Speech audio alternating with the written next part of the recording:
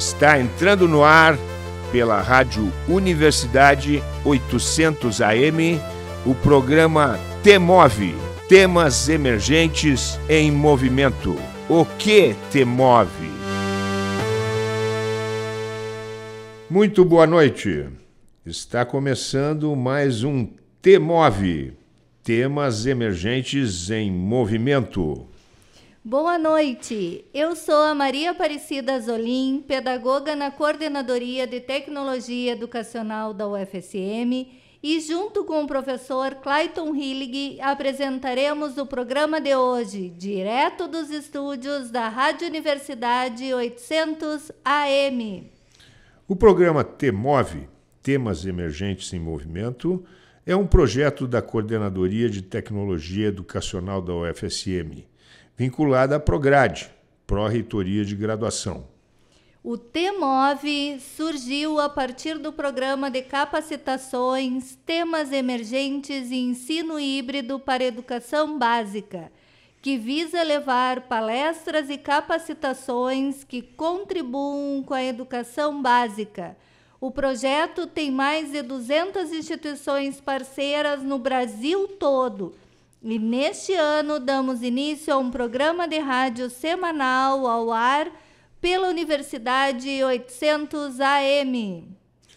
Teremos aqui sempre um espaço de troca de ideias, através de conversas com os palestrantes do Temas Emergentes e outros convidados de interesse na comunicação. Toda terça-feira nós vamos até às 19h discutindo os mais diversos temas de interesse público. Hoje a nossa conversa é com o psicólogo Patrick Camargo, graduado em Psicologia pela Universidade Luterana do Brasil, com experiência na área de Psicologia Clínica, ênfase em Psicologia Cognitivo-Comportamental. Ele é especialista em terapia cognitivo-comportamental. É mestrando em Psicologia pelo IMED, Passo Fundo, professor de graduação, professor convidado de pós-graduação em várias instituições pelo Brasil. Coordena cursos de especialização em formação e é diretor do Instituto de Psicologia de Santa Maria. Além disso, Patrick possui certificação internacional em terapia focada na emoção. Seja muito bem-vindo, Patrick. Patrick, seja bem-vindo. Obrigado. Coisa boa conversar contigo. E como primeira pergunta, nós temos uma que é clássica, que dá o título ao programa.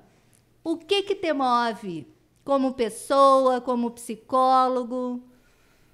O que me move como pessoa, como psicólogo, é a gente poder falar sobre educação, a gente poder passar o conhecimento para outras pessoas, poder ajudar o próximo, de alguma maneira. Como Patrick Camargo define Patrick Camargo? Olha, primeiramente, deixa eu dar boa noite, né? Que eu comecei dizendo que era bom estar com vocês aqui, mas não dei boa noite para os nossos ouvintes. Então, muito boa noite, né? Finalzinho de tarde aí. Então, como que eu me defino? Me defino como uma pessoa alegre, amiga, de bem com a vida, mas que às vezes me tira do sério ou me irrita um pouquinho injustiças, como todo ser humano, né? Nós não somos perfeitos, nós somos 50% racional, 50% emocional, para a gente poder ter esse equilíbrio saudável.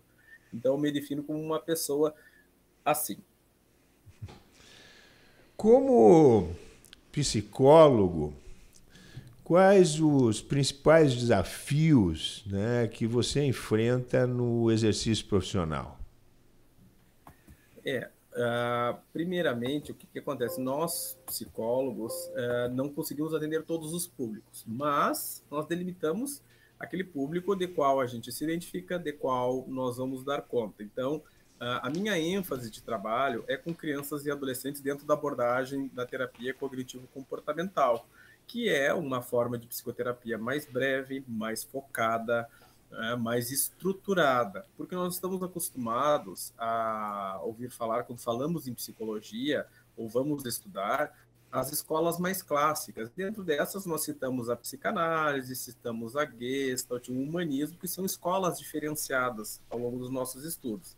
E eu optei por trabalhar com cognitivo comportamental, que derivou da psicanálise, por elas dar conta de uma série de transtornos atuais. E nos dias de hoje, nós temos muitas questões a serem trabalhadas, mas não podemos deixar de lado o nosso lado humano, porque nós estamos tocando outra alma quando trabalhamos. E com as crianças e os adolescentes, que são as pérolas do amanhã, nós temos o quê? A premissa e também o dever de ajudá-los a serem seres humanos mais saudáveis, menos ansiosos, com menos dificuldades, com menos transtornos emocionais durante a adultez. Então, a psicologia, a terapia cognitivo entrou na minha vida para me complementar como ser humano, mas como pessoa, eu sou realizado, não me imagino trabalhando em outra área ou fazendo outra coisa. Patrick, eu estou na universidade desde dezembro. Depois de 22 anos em sala de aula, na escola que tu conheceu lá em Santiago, trabalhando com crianças e com adolescentes e adultos com a EJA. Mas um tema assim, ó, que sempre chegava a mim, recorrente, era sobre a indisciplina. Colegas, às vezes,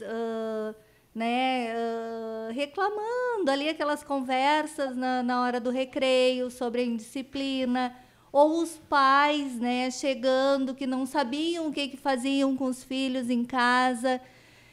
E eu te pergunto, até esse foi o tema, né, que tu abordou na tua palestra dos temas emergentes, sobre a indisciplina. Fale um pouquinho sobre isso, o que a gente pode fazer, o que os professores que estão nos ouvindo podem fazer, o que os pais podem fazer em relação à indisciplina. Como tu vê essa questão?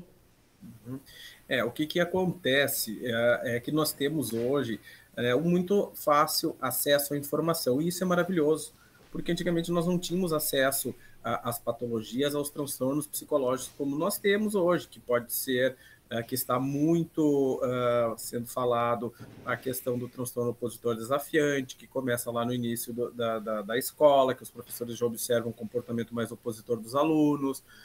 Quando se torna um adolescente, nós temos, né, a questão do transtorno de conduta, as questões de transtornos de aprendizagem, e aí entra em todas essas patologias que eu falei muitas vezes, a indisciplina.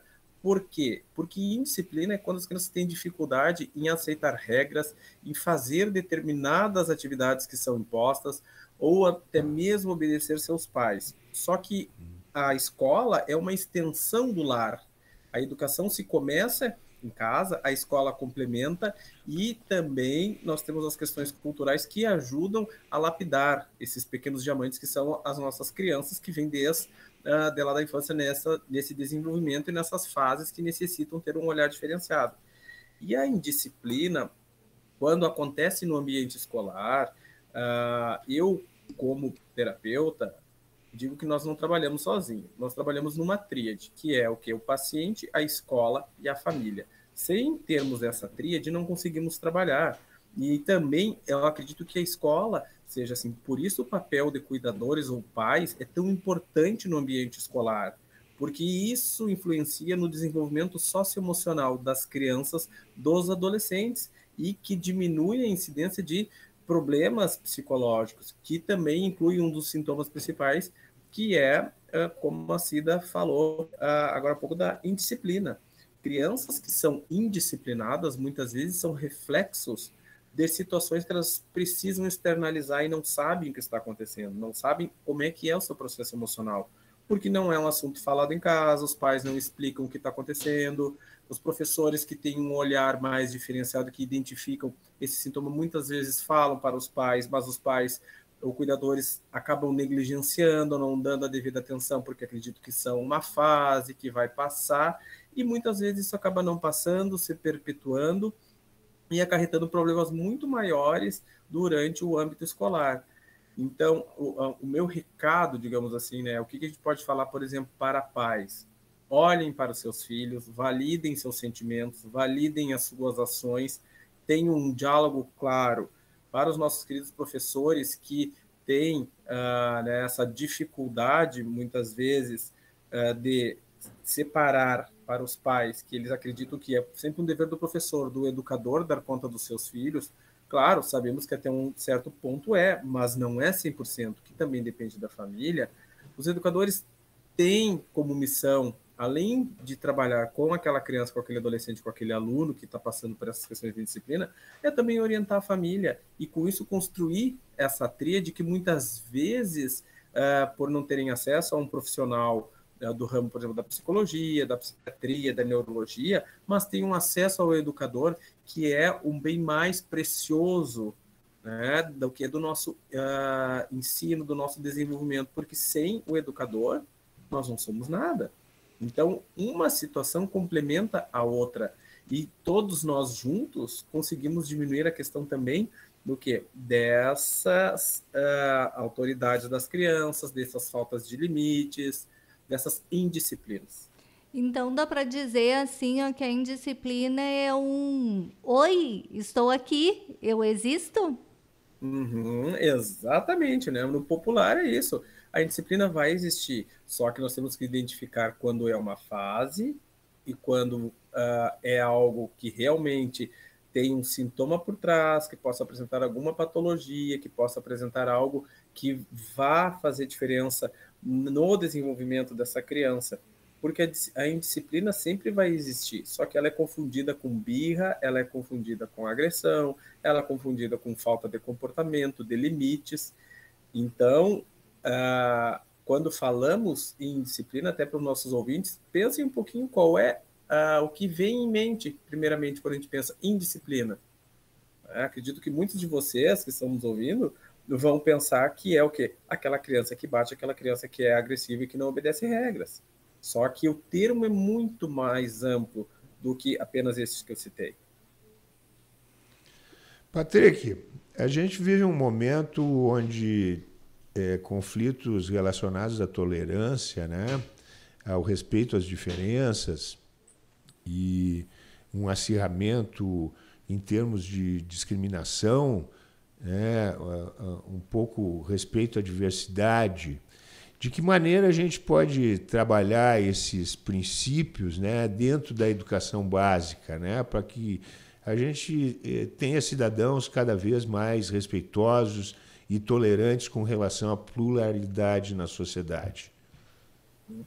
Esse é um dos pontos que é muito discutido nas famílias, porque as famílias não têm uma maneira assertiva, não é uma maneira adequada, mas uma maneira assertiva de abordar essas questões.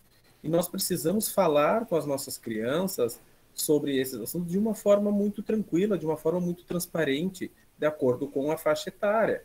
Por quê? Porque quanto mais acesso à informação, menos curiosidade terão para estas situações. E com isso, o diálogo acaba transformando as famílias e a escola e essa criança ou esse adolescente num ser humano que tem um entendimento sobre determinados assuntos, que sabe o que é o certo e errado, que sabe o que é o limite, que sabe o que é a regra, e que, consequentemente, vão desconstruindo estes conceitos.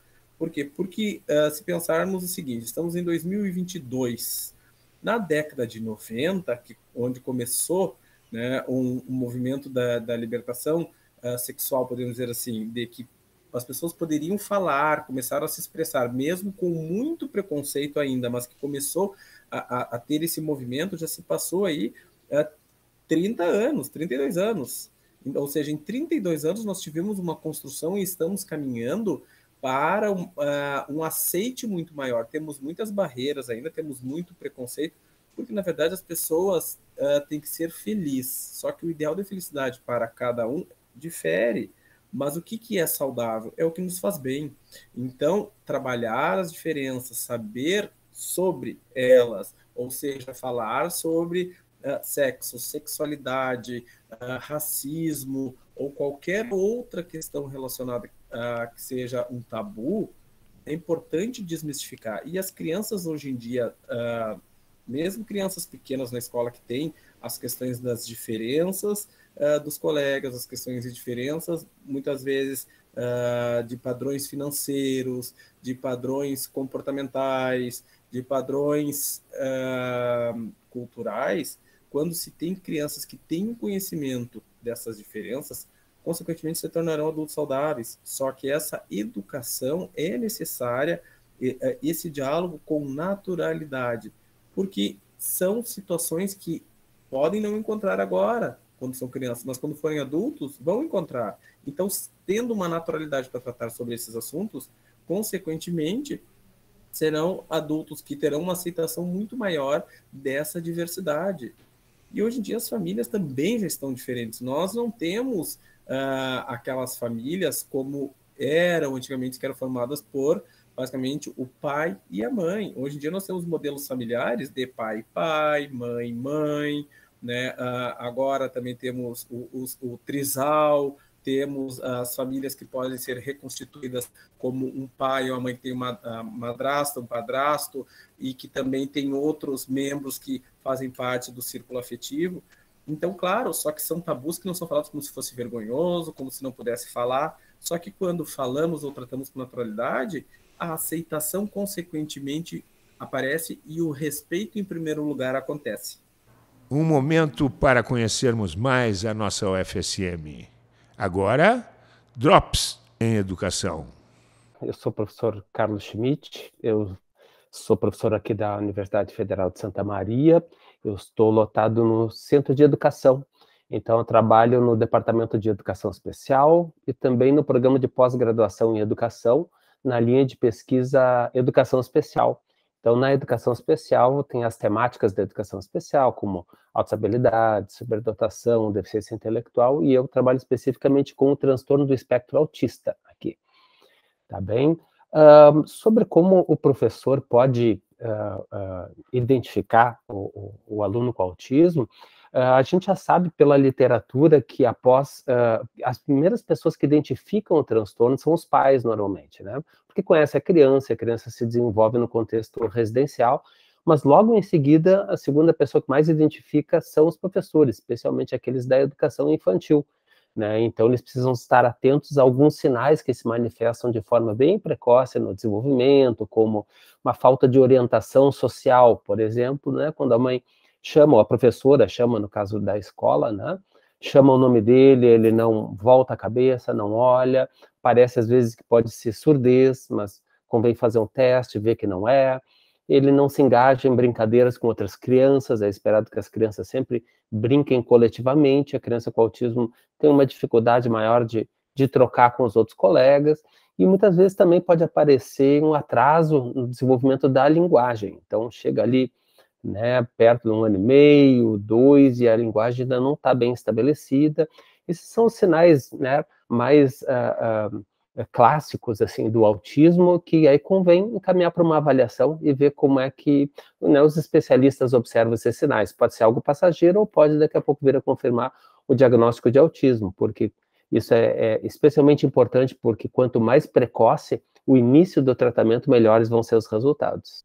De acordo assim com a capacitação dos professores, se identificar esses sinais e for confirmado o caso, como o professor deve agir? Pode buscar ajuda? Qual profissional ele deve procurar?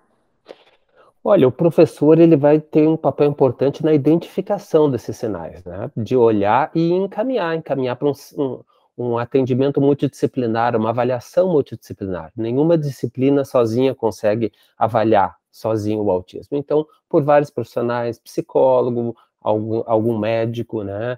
Fonoaudiólogo por questões de linguagem, etc. Todos vão fazer uma avaliação. Né? O que o professor pode fazer é permanecer em contato com esses profissionais depois, né? Para saber algumas orientações para a escola, quais características desse aluno, como é que eles estão trabalhando externamente a escola, para dar continuidade dentro da escola, e também poder amparar essa família. A família sempre precisa de muito apoio nesse momento, porque é um impacto grande receber esse diagnóstico, e eles também vão precisar estar em contato com essa equipe de saúde e com essa escola, com esse professor, para dar continuidade ao trabalho que eles vêm fazendo coletivamente. Como ajudar uma pessoa autista no caso de uma crise de desregulação? Então, não é raro uma criança ou um jovem estudante com autismo ter uma agitação comportamental na escola, né? Isso pode acontecer por diversas razões, né? Primeiro, melhor se a gente conseguir identificar qual é a razão pela qual ele está se desorganizando, né? Isso facilita muito, né, a atitude que nós vamos tomar. Mas, normalmente, ele vai estar sobrecarregado com alguns estímulos sensoriais do ambiente, seja o excesso de barulho na sala de aula, excesso de demanda social naquele momento. Então, alguns momentos pode ser conveniente desse aluno ser deslocado para um outro espaço mais silencioso, né? Às vezes tem outras intervenções, até um fone de ouvido com uma música calma, que ele se isole um pouco daquele excesso de estímulo, para que ele consiga se acalmar e em breve poder retornar às atividades. Só dizendo que, assim, aqui na Universidade Federal de Santa Maria, pela universidade ser pública e ter esse compromisso social, eu disponibilizo todas as pesquisas sobre autismo no site, né, do programa de pós-graduação. Eu posso encaminhar para vocês o link também, que é o site do meu grupo de pesquisa, que é Educação Especial e Autismo. Lá estão publicadas gratuitamente, né, pesquisas sobre autismo, no contexto da educação, e que podem ser acessadas por professores, familiares e quem tiver dúvida de forma gratuita. Olá, pessoal, tudo bem? Me chamo Vanessa Ribas Fialho, sou professora da Universidade Federal de Santa Maria e atualmente estou na coordenação geral da Universidade Aberta do Brasil, na UFSM. Confira mais informações do processo seletivo para novas turmas de cursos à distância na UFSM. Nós participamos de um edital da CAPES, é assim que funciona a nossa oferta de cursos, né? Tanto que ela não é regular, ela depende desses editais.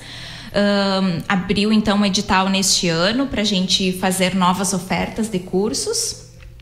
E na primeira fase nós tivemos então os nossos cursos, todos os que foram, né, enviados, foram aprovados para terem uma nova oferta, e nós já vamos ter a oferta de 4 cursos já no segundo semestre de 2022.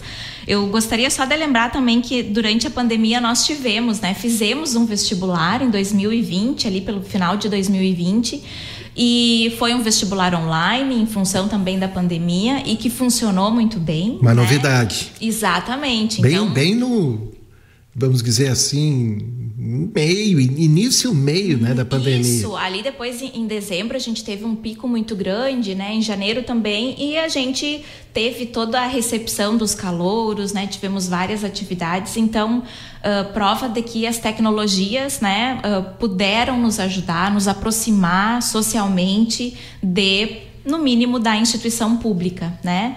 Então, enfim, agora em 2022 tivemos então esse novo edital aberto, vamos ter então cursos sendo ofertados agora em 2022, 2023 e 2024, eles vão ser, né, parcelados, por assim dizer, até para uma melhor oferta nos polos, para que a gente consiga também distribuir melhor essas vagas e não sobrecarregar nem a nossa estrutura, né, ali na Coordenadoria de Tecnologia Educacional.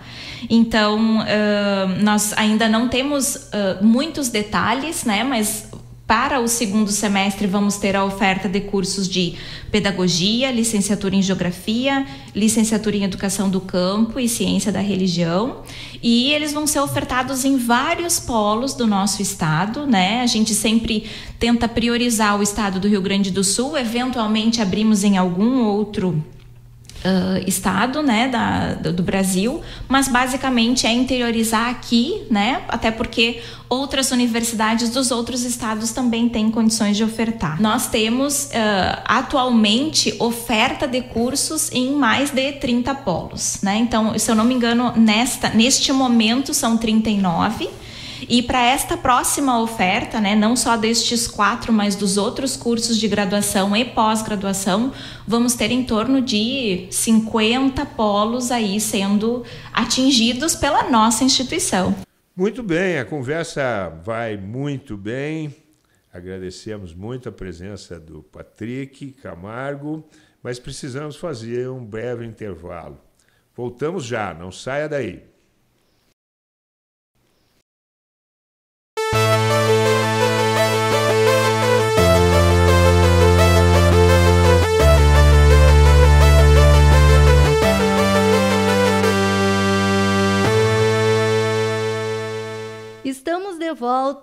no T-Move. Para você que ligou a rádio agora, seja muito bem-vindo. Você está ouvindo o programa T-Move pela Rádio Universidade 800 AM. Hoje com a presença muito querida e especial do psicólogo Patrick Camargo. O T-Move é um programa de conversas e troca de ideias através de entrevistas semanais com convidados de interesse na educação. Traremos sempre assuntos sugeridos pelos parceiros dos temas emergentes. Patrick, nós vivemos uma pandemia a partir de fevereiro de 2020 que nos fez perder mais de 650 mil brasileiros. De que forma a gente pode compreender esse processo de luto, né? A comoção social que isso pode nos trazer e encarar a vida e seguir em frente? Isso é uma pergunta muito recorrente e que cada pessoa vai reagir de uma maneira, porque também é um tema muito delicado. Assim como nós falamos no bloco anterior, né, sobre a questão da educação, dos tabus e da diversidade, o luto também é um tema muito complicado de se falar, de explicitar, de dar exemplos, porque cada um vai sentir de uma maneira a sua forma de luto. E na psicologia nós temos o luto normal e o luto patológico, que é o quê? Aquele período quando perdemos alguém de ressignificação, de a gente permitir-se chorar, de se entristecer, que pode dar em média de 3 a 4 meses, mas quando há um sofrimento maior a partir de um tempo, digamos assim, a partir dos 4, 5 meses, que ainda está nesse processo, mas que a pessoa não consegue reagir, já é um ponto, né, que acende para a gente de preocupação, porque a pessoa não está conseguindo reagir àquela perda. E com a questão das perdas pelo Covid, foi tudo muito rápido, muito intenso. As pessoas não tinham tempo de se despedir dos seus entes queridos e tinham ainda uma ideia preconcebida e muitas vezes aquela crença de que, bom, foi para o hospital, foi entubado, já não volta mais para casa. Então as pessoas já tinham um sofrimento prévio só de pensar que iriam perder. Só que a verdade era uma loteria, porque nós não sabíamos se a pessoa ia voltar ou não. Por quê? Porque cada ser humano reagia de uma maneira, né, a esse vírus, infelizmente, que matou mais de 600 mil pessoas no Brasil.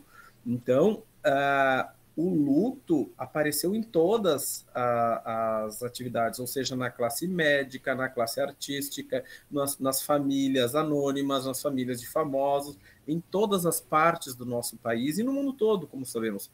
Então, as pessoas não tiveram tempo de fazer os seus atos de despedida, de poder ter um corpo para dar o adeus, de poder receber os familiares, porque sabemos muitas vezes que diante de quando um ente querido morre, as pessoas até costumam brincar, né, que as famílias muitas vezes se reúnem quando morre alguém, somente assim para reunir toda a família. E, infelizmente, isto é uma realidade. Mas com a pandemia isso não aconteceu, então as pessoas tiveram que romper laços de uma hora para outra de uma forma muito abrupta.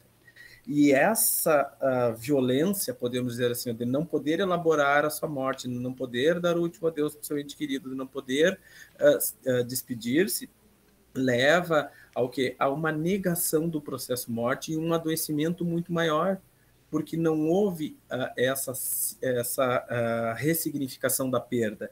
Então, a perda vai ser duplamente sentida, vai ser algo que vai ser mais intenso e que pode acarretar num sofrimento muito maior por um longo período de tempo.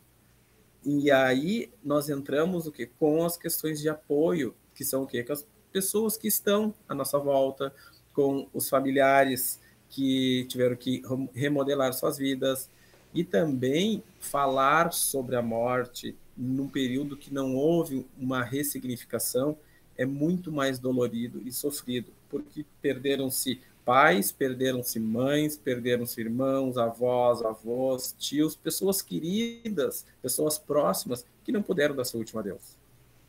E assim, com a criança, como abordar esse tema específico com a criança?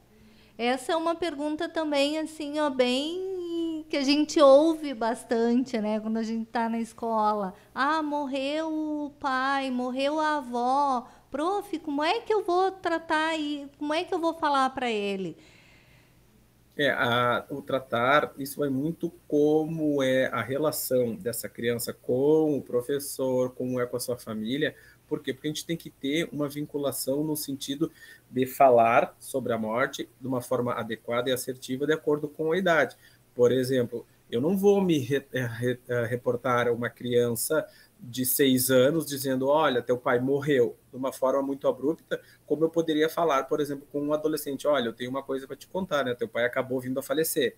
A aceitação e a abordagem é de uma forma totalmente diferente.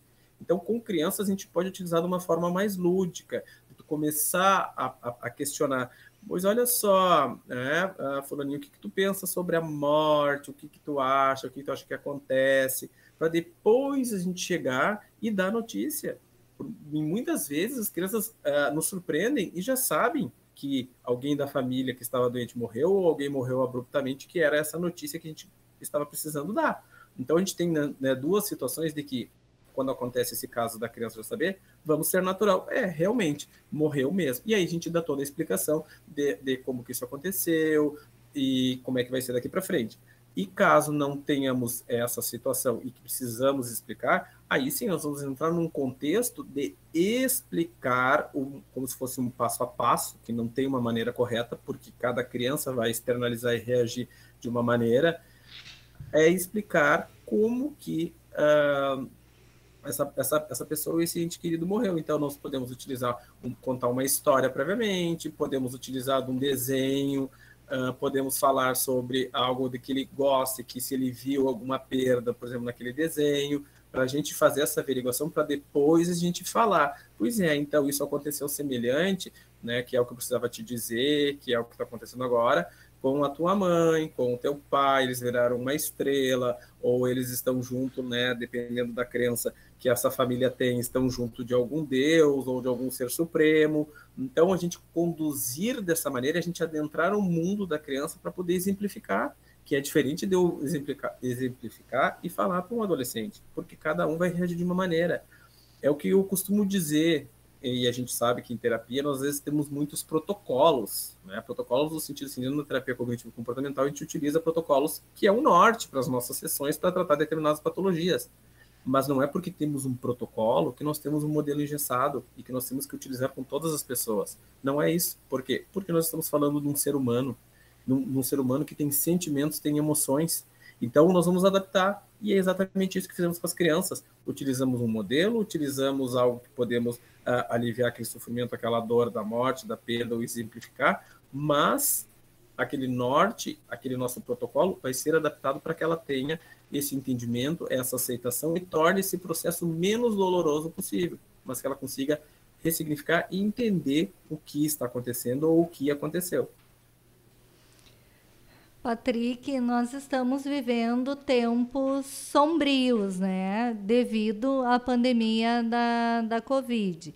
Estamos numa época, talvez, digamos assim, mais tranquila devido à vacinação em massa das pessoas, mas o que nós percebemos é que está surgindo uma nova pandemia, que eu particularmente me assusta tanto quanto a Covid, que é a pandemia da ansiedade, da depressão, crianças sendo medicadas para ansiedade ou crianças depressivas. O que como os educadores que estão nos ouvindo ou como pais, o que a gente pode fazer para ajudar essas pessoas que estão com ansiedade, que estão sofrendo? Depois de 2 anos, assim, né, que a morte fez parte da vida e, assim, constantemente, desde ligar o noticiário o tempo inteiro, né, a gente vendo os dados, entes queridos, como tu falaste, que de uma hora para outra vem a falecer. Então, o que pode ser feito para que não se torne, ou se já é uma pandemia de ansiedade e depressão? O que nós tínhamos, segundo a Organização Mundial de Saúde, eles haviam feito estudos que apontavam que, por causa da pandemia, 83% da população iria sofrer com causas de depressão. Nossa. Só que o que aconteceu? Nesse período de isolamento social do Covid, que na verdade a pandemia não acabou, né? Mas nós utilizamos a palavra pós-pandemia para nos referir o quê? A esse alívio momentâneo que tivemos, né, de poder aproveitar de uma forma diferenciada. E aí aconteceu o inverso. Houve um aumento maior de casos de ansiedade e uma diminuição,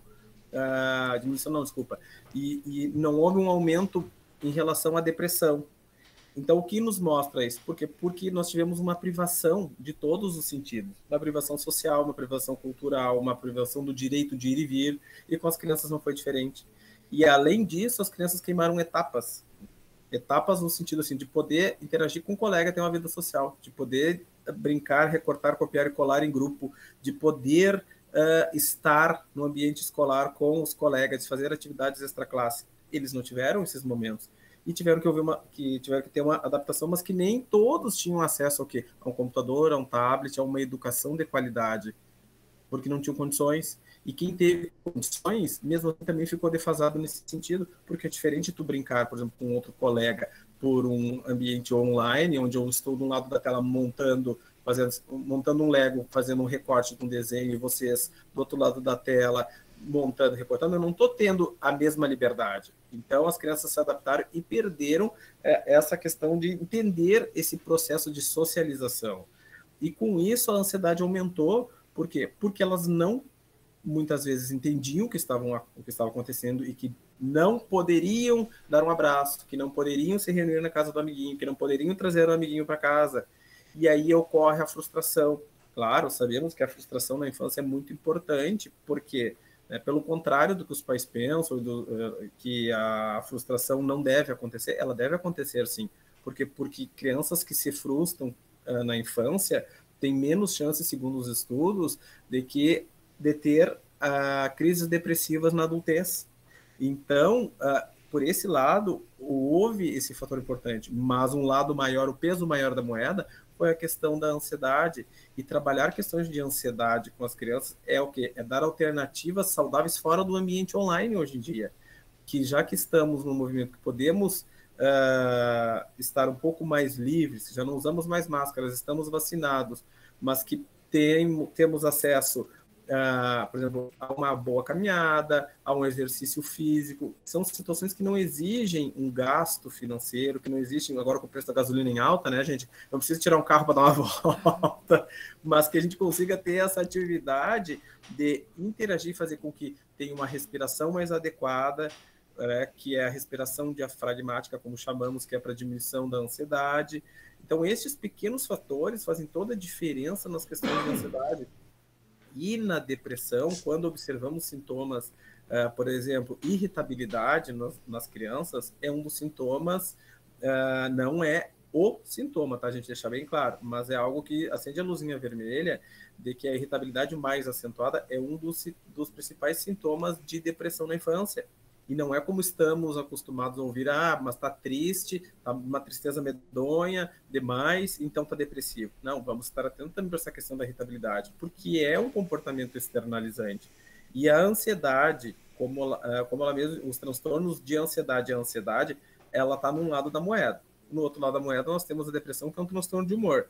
Só que eu brinco que elas andam de mãos dadas. Uma hora aparece uma coisa, outra hora aparece outra. Então, podemos trabalhar questões de ansiedade e a criança está passando por algo que seja de humor em relação a um processo depressivo. Como pode ser o processo inverso. Então, a gente tem que estar atento. E a escola em si, hoje em dia, que nós precisamos também ter um olhar não somente para os nossos alunos ou para as crianças e para os adolescentes, mas precisamos ter um olhar como um todo para o educador, porque o educador também não sabe como trabalhar essas questões muitas vezes e está retornando a um ambiente que nem as crianças de estarem reclusos, eles estão voltando.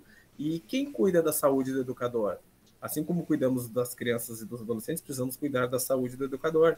Mas por serem adultos, têm um conhecimento, muitas vezes, do que está sentindo, e as crianças não sabem o que estão passando. E aí entra essas questões de depressão e de ansiedade que aparecem no ambiente escolar hoje em dia com o retorno presencial, mas que apresentavam em casa, onde os pais estavam mais presentes, e questões de ansiedade também, justamente que os pais passavam porque também não sabiam lidar com a situação de estar com um filho dentro de casa 24 horas num período de reclusão, não podendo trabalhar, muitas vezes, dependendo da família, que se não tem condições financeiras aceitáveis para um bom, desculpa assim, para uma boa educação, para uma alimentação, acaba se tornando mais um fator preocupante, assim como temos pessoas que têm uma boa educação, que têm condições financeiras de ter uma boa alimentação, mas que também tem essa questão de não estar em casa e aí estar encerrados, ter que cuidar do filho. Então, nós estamos falando de dois grupos de pessoas que têm condições e não têm condições, estamos falando de educação, de educadores, de famílias, de crianças, mas que todos estão sentindo a mesma coisa, só que cada um tem essa diferença no sentir e saber o que é. E aí que entra a questão do nosso olhar mais atento, porque a depressão e a ansiedade, porque a depressão, antes de ser instalada, ela pode ter crises depressivas para depois instalar-se o transtorno depressivo. E a ansiedade também pode ter uma crise de ansiedade e ela se configurar como um transtorno de ansiedade por um período de tempo, como ela pode ser apenas uma crise, passou e está tudo certo. Patrick, estamos todos nesse período, como você definiu, pós-pandemia, mas ainda vivendo a pandemia, nos reinventando e retomando as nossas vidas. E você, quais são os seus projetos daqui para frente? Agora eu estava no atendimento online durante a pandemia, fui retornando aos poucos para o presencial, continuei no online, porque tem muitos pacientes que adoraram o online. Então, não quiseram voltar ao presencial e está tudo certo. Né? Já estava acostumado antes, quiseram ficar e vamos embora. Então, os meus projetos nesse momento, além do meu mestrado, que eu estou finalizando, que pretendo terminar agora no final do ano, eu também, como eu tenho o Instituto de Psicologia de Santa Maria, eu estou com 2 cursos de formação e especialização, um em terapia cognitivo-comportamental e outro de neuropsicologia, que é aberto para educadores, psiquiatras, psicólogos, foros para todas as pessoas que gostam dessa área, e que inicia em 27 de maio. Então, eu estou com essa coordenação desses 2 cursos no momento, porque a gente tem um envolvimento também, com a qualidade do curso, com o corpo docente que é de fora, mais o corpo docente que é daqui da cidade, que tem ótimos profissionais. Estou com mestrado também, finalizando um livro que pretendo lançar para o 2º semestre ainda, sobre o processo transdiagnóstico, que é justamente uma leitura assim, da forma da psicoterapia com outros profissionais e ver o paciente com um olhar mais humanizado. Também tenho um programa na terça-feira no Diário, que eu sou um convidado fixo das terças, que é a Sala de Debate. Tem uma vez ao mês um programa de saúde mental também, que é o Faz Sentido, que vai ao ar às 11 horas no domingo. Então, esses são alguns dos projetos para esse semestre, porque se eu pegar mais alguma coisa, capaz de eu não ter pernas para abraçar, né? A gente não pode abraçar o mundo com as pernas. Então, vamos com calma. Verdade. Patrick, nos presenteie com dicas assim para se ter uma vida mais leve.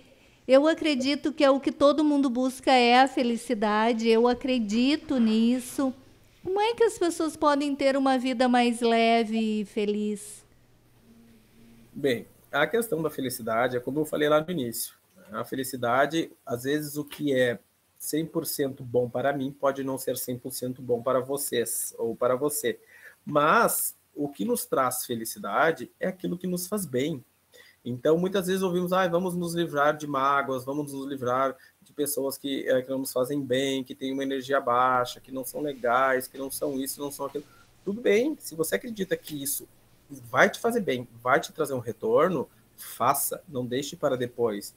E não é uma questão de ser individual, de ser egoísta, mas é porque você está pensando no seu bem-estar. E um bem-estar coletivo, que é pensar, por exemplo, como um todo na questão das nossas famílias, dos nossos amigos, nos ambientes onde nós vamos, ou com as pessoas que nós nos relacionamos, é a gente deixar de lado todas as tristezas relativas às notícias que a gente ouve no dia a dia. Nas rodas de conversa, procurar não falar sempre sobre as mesmas tristezas, sobre o que a gente viu na televisão, o que a gente ouviu sobre as mortes, sobre roubos, sobre... Claro, devemos falar, mas o momento que, quando estamos juntos, para ser leve, é falar sobre uma música, é falar sobre um programa de TV que você deu uma risada, é poder estar junto das pessoas que tu gosta, fazendo uma atividade, muitas vezes tomando o seu chimarrão, né, como queiram. Hoje em dia, sabemos que cada um já pegou o hábito do seu chimarrão e não compartilha o mesmo. Se quiserem compartilhar, estando todos de acordo, tudo bem.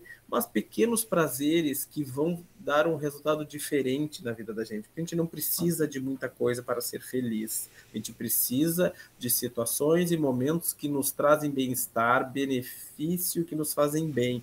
Até mesmo pensar na questão do trabalho. Eu estou muito cansado do trabalho. Mas estou cansado do trabalho e te faz bem trabalhar, ótimo, amo o meu trabalho, não me imagino fazendo outra coisa.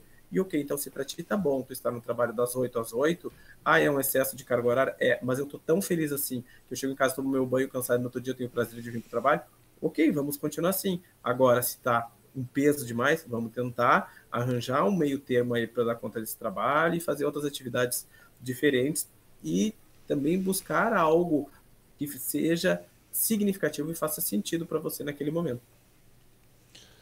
Patrick, vamos aproveitar esse momento para algumas dicas, então. De que maneira você aconselharia a escola a se transformar e se reinventar para fazer um acolhimento durante esse período agora tão sensível, tanto para os profissionais como para as crianças? Tem uma atividade que eu acho muito interessante, que vem lá do Pernambuco, tá? Que é uma atividade que uma professora ela ganhou até um prêmio por essa atividade, que ela estava fazendo uma campanha de combate ao bullying, que ela criou o Jornal Cidadão. E esse Jornal Cidadão, o que consistia? Em as crianças, numa faixa etária já alfabetizada, poderem escrever sobre o que elas vivenciaram e o que elas estão vivenciando. Então, ela fazia uma atividade uma vez na semana, extra classe, para as crianças poderem dar conta do quê? Do seu processo emocional. E então elas sentiam-se validadas, sentiam-se acolhidas, porque elas conseguiam escrever o que elas estavam sentindo. E aí ela fazia um mural de apresentação na escola para os outros alunos das outras séries, para os professores. Então essa pequena atividade, que às vezes parece ser tão intensa que vai ocupar um tempo, o que a gente tem aí? Uma relação interpessoal, uma validação emocional, uma validação do profissional com uma ideia de preocupação com a saúde mental dos seus alunos. Então, pequenas atividades, às vezes, denotam muito tempo, mas que parecem ser tão intensas e são atos simples que fazem toda a diferença na construção da individualidade dessas crianças, que vão perpetuar por muito tempo. E com isso se tem até uma questão do afeto mais próximo, que origina num respeito muito maior por aquela figura do educador, que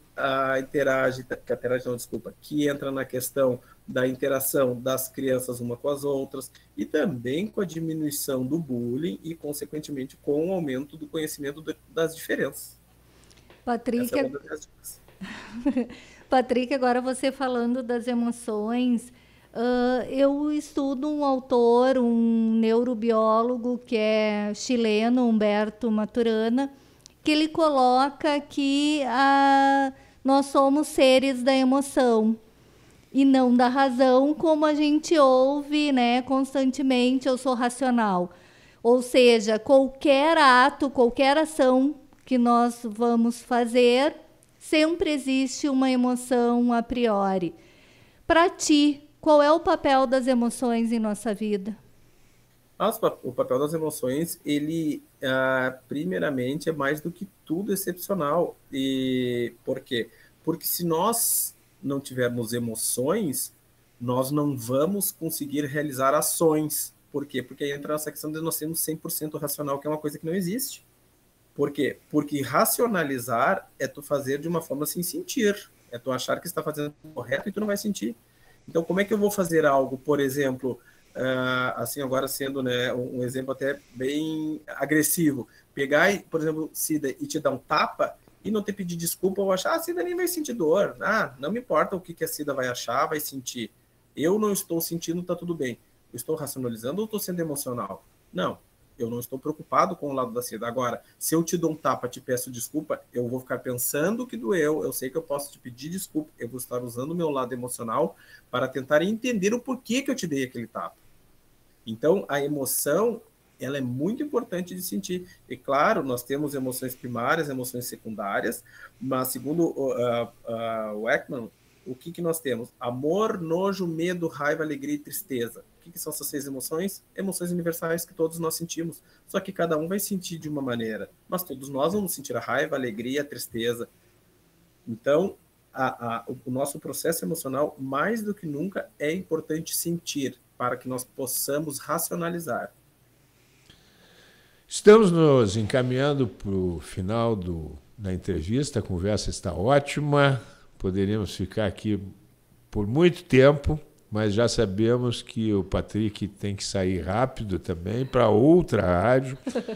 Né? Deixe sua mensagem final para os nossos ouvintes da Rádio Universidade 800 AM, por favor, Patrick. Quero agradecer ao convite de vocês, mandar um grande abraço para todo o pessoal da UFSM, para os nossos educadores, para todas as pessoas que estão conectadas conosco, né, neste programa, e dizer para todo mundo que aproveitem os pequenos momentos, vivam a vida de uma forma intensa, mas com responsabilidade, de uma forma leve, sem preconceito, sem dogmas, respeitando o próximo, que consequentemente teremos uma vida mais leve, mais feliz. Então, acho que esse seria um recadinho para os nossos queridos ouvintes.